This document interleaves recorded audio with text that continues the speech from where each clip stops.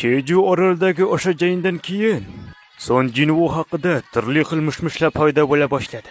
Ko'pchilik uni haqiqiy qahramon deya ta'riflar edi. Ba'zi odamlar esa nimaga boshida u Reydni rad etdi. Undan keyin esa osmondan tushgandek jangning o'rtasida paydo bo'ldi. Agar u Reydni qabul qilganda shuncha qurbon bo'lmas edi-ku degan gaplar ham bor. Lekin ko'pchilik uni haqiqiy qahramon deya tan oldi. Uning bitta o'zi o'nlab S darajali ovchilar qila olmagan ishni bajara oldi. Bu ovchi bizning mamlakatimizni yuksaklarga ko'tarishi mumkin. Janob Son Jinwoo, demak siz yangi gildiya ochmoqchisiz, to'g'rimi? Siz S darajali ovchi bo'lganingiz uchun bu narsa uncha qiyin bo'lmaydi.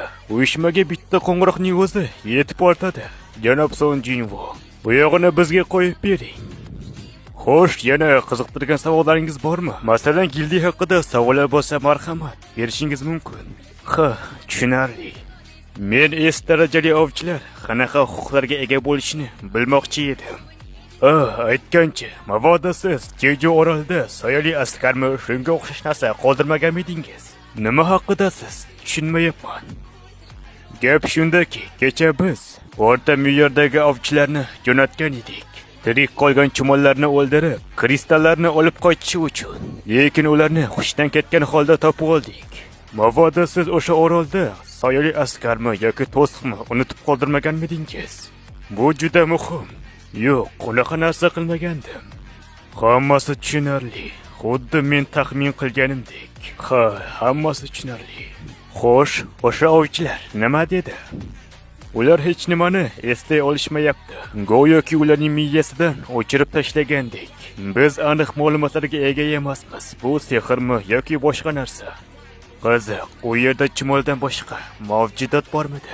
Lekin men unaqa narsani sezmadim. Uzr so'rayman, ovchi Son Jinwoo. Yonimga mehmonim kelib qoldi.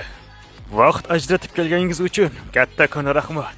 Ovchi Son Jinwoo, biz yana albatta ko'rishamiz. Hech qisi yo'q. Men ham bir joyga borishim kerak.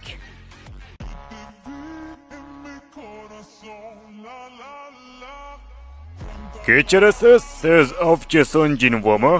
Salom, mening ismim Adam White. Men Amerika uyushmasining a'zolaridan biriman.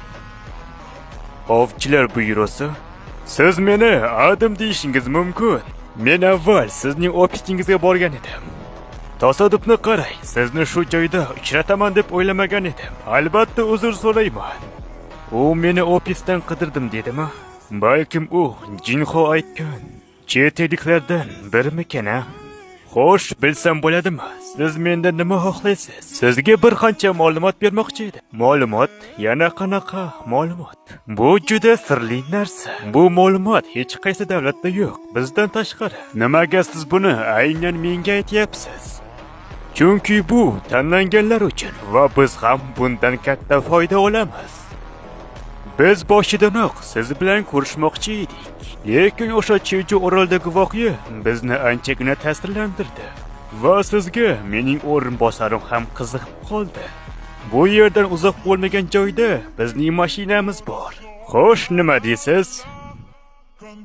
Men bu narsa haqida aniq biror narsa ayta olmayman. Men o'ylab ko'rishim kerak. Ha, lekin keyinchalik kech bo'lishi mumkin.